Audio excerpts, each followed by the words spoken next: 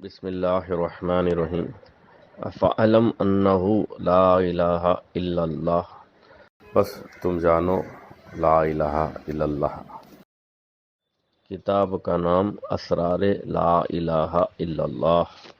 مؤلف نبیرہ حضور سیدنا غوث الاعظم رضی اللہ تعالیٰ عنہ، نور المشائخ شمس العرفان ابو العارف مولانا الحاج سید شاہ احمد محی الدین جیلانی المعروف با مولانا سید نوری شاہ چشتی قادری، مجمع السلاسل قدس سرہ العزیز، ناشر سجدہ و خلفۂ اکبر حضرت ممدو رحمۃ اللہ علیہ، الحاج سید محمد عارف الدین جیلانی المعروف با سید نور اللہ شاہ نوری چشتی قادری، جانشین سلسلہ نوریہ۔ کلمہ طیبہ کا مطالبہ۔ اللہ تعالیٰ کا اپنے بندوں سے اس کلمہ طیبہ کے ذریعے یہ مطالبہ ہے کہ کوئی بندہ اس عالم میں سوائے میرے کسی غیر کی پرستش نہ کرے۔ جب بندہ میری ہی پرستش کرے گا تو اس کی پرورش اور عزت کی پوری ذمہ داری مجھ پر ہے۔ میں اس کا دونوں عالم میں کفیل و کارساز ہوں۔ میں نے دنیا کو اپنے منشا کے تحت پیدا کیا اور اس میں یعنی مخلوقات میں مدارج مقرر کیے، اور سب میں بڑی مخلوق انسان ہے جس کو خلافت ارضی کی خدمت بعد ایمان دی گئی۔ تمام آسمانی کتابوں کا یہ کلمہ طیبہ خلاصہ ہے، تمام انبیاؤں کی تعلیم کا یہ کلمہ طیبہ نچوڑ ہے، تمام احکام الہیہ کی بنیاد یہ کلمہ طیبہ ہے۔ ہر انسان جو اس عالم میں زندہ رہے اس پر فرض ہے کہ وہ اس کلمہ طیبہ کو پڑھے اور سمجھے اور اس کے مطالبے کو پورا کرے، ورنہ انسان اپنی زندگی میں خسارہ برداشت کرے گا۔ اس کی زندگی انسانی زندگی نہیں بلکہ حیوانی زندگی سے تعبیر کی جائے گی۔ انسان اور حیوان کا بظاہر فرق یہ ہے کہ انسان اللہ تعالیٰ کے احکام کو مان کر اس پر عمل کرتا ہے اور اس کی دی ہوئی روزی سے اپنی زندگی بسر کرتا ہے۔ حیوان اللہ تعالیٰ کی دی ہوئی روزی سے زندگی بسر کرتا ہے لیکن شریعت خداوندی کی پابندی ذوی العقول پر ہے۔ تو اب فرق حیوان اور انسان کا صرف احکام خداوندی کی پابندی ہے۔ اگر کوئی اللہ تعالیٰ کی دی ہوئی روزی تو استعمال کرے لیکن احکام خداوندی کی پابندی نہ کرے تو وہ عند اللہ حیوان ہے، اگرچہ اس دنیا میں اس کو لوگ انسان سمجھے اور بہت بڑا انسان سمجھے، لیکن اللہ تعالیٰ کے پاس اس کا کوئی مقام نہیں۔ کما قال اللہ تعالیٰ لہم قلوب لا یفقہون بہا الآخر۔ اس آیت پاک سے صاف پتہ چلتا ہے کہ آنکھ، کان، اعضاء جوارح رکھنا انسانیت کی دلیل نہیں بلکہ آنکھ، کان اور اعضاء و جوارح پیدا کرنے والے کے احکام پر لگا دینا انسانیت کی دلیل ہے۔ انسان دل رکھتا ہے لیکن تفقہ نہ رکھے تو وہ دل نہیں، ایک گوشت کا لوتھڑا ہے۔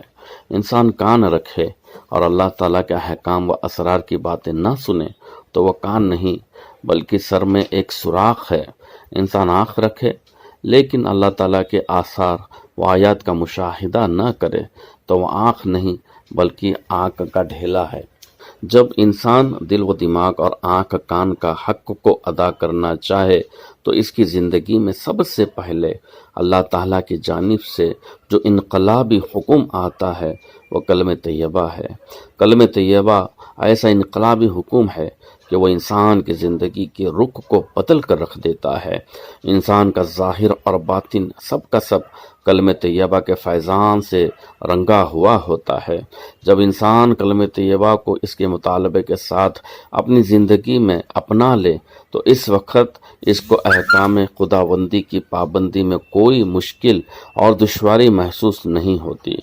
زندگی کے رخ کو بدلنے سے مراد یہ ہے کہ وہ کلمہ طیبہ کو پڑھنے سے پہلے بھی دنیا میں زندہ تھا لیکن وہ اپنی زندگی تجربے اور مشاہدات کے تحت بسر کر رہا تھا۔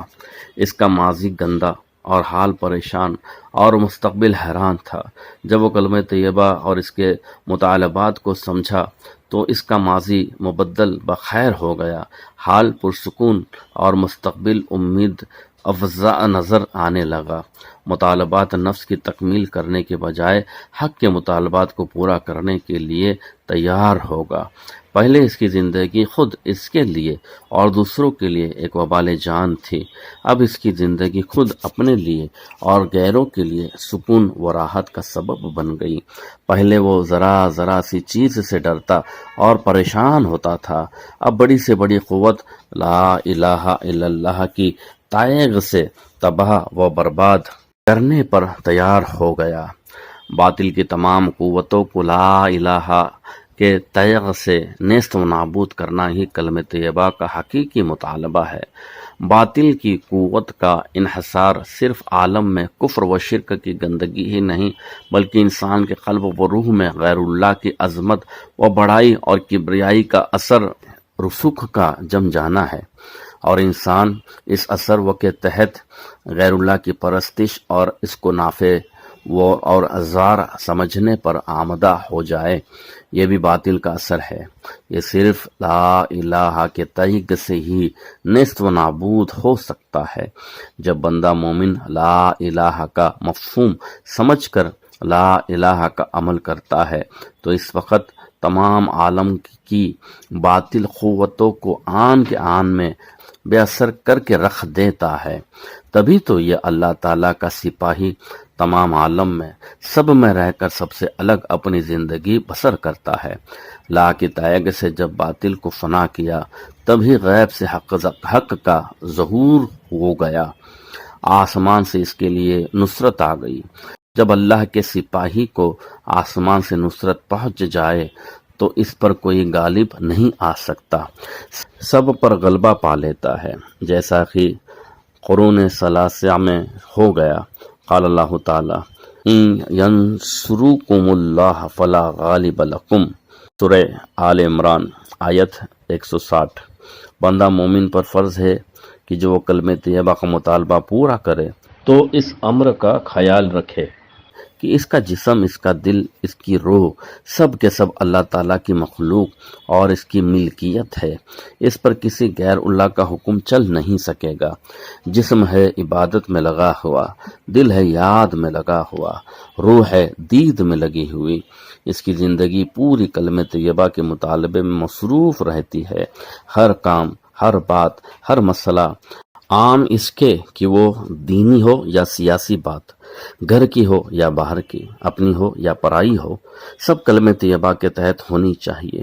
یہ نہیں کہ صرف مخصوص اوقات میں کلمہ طیبہ پڑھ لیا اور یہ سمجھ کر مطمئن ہو گیا کہ میں نے تو کلمہ پڑھ لیا ہے اور اس کا حق ادا ہو گیا، بقیہ زندگی کی تمام باتیں، کام کاج وہ تو اصول دنیا یا مشاہدات اور تجربے کی بنیادوں پر کرنا چاہیے۔ اگر کوئی ایسا سمجھے وہ غلطی پر ہے۔ کلمے کا حق صرف پڑھنے سے ادا نہیں ہوتا، بلکہ اس کو پڑھے، سمجھے، اپنی زندگی میں انقلاب پیدا کرے، دوسروں کو اس کا درس دے، تمام عالم میں اس کلمہ طیبہ کی روشنی پھیلا دے تاکہ آسمان سے برکتیں نازل ہو جائے۔ کلمہ طیبہ کا مطالبہ انفس و آفاق میں انقلاب لانا ہے، اندر باہر وحدت کا رنگ جمانا ہے، اپنے اور پرائیوں کو توحید کا درس دینا ہے۔ انفس و آفاق میں جو باطل قوتیں ہیں اس سے صرف نظر کر کے حق کی قوت کو مقصود ٹھہرانا ہے، اگرچہ کہ باطل میں بھی حق ہی کی قوت ہے جو اس کے ظہور کے لیے دی گئی ہے، لیکن حق تعالیٰ اس سے ناراض ہے، کما قال اللہ تعالیٰ ولا یرضی لعبادہ الکفر، سورۃ الزمر آیت نمبر 7۔ اس لیے حق تعالیٰ نے انبیاء علیہ السلام کو بھیج کر حق و باطل کی تمیز فرما دی۔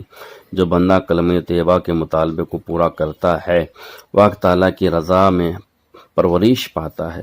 کلمہ طیبہ کے مطالبے کو پورا کرنے کی وجہ سے اللہ تعالیٰ کی جانب سے اس بندے مومن پر جو انعامات کی بارش ہوتی ہے، خود اس بندے کو اس کا احساس اتنا نہیں ہوتا جتنا کہ حق تعالیٰ کو ہے۔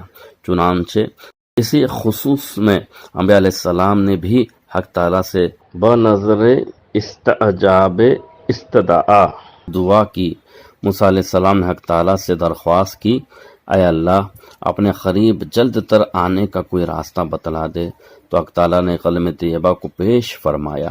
موسیٰ علیہ السلام نے عرض کیا کہ اے باری تعالیٰ یہ تو عمومی راستہ ہے، تو حق تعالیٰ نے ارشاد فرمایا کہ اے موسیٰ سارے عالم کو ایک پلڑے میں رکھو اور دوسرے میں کلمہ طیبہ کو رکھے تو کلمہ طیبہ کا وزن بھاری ہو جائے گا۔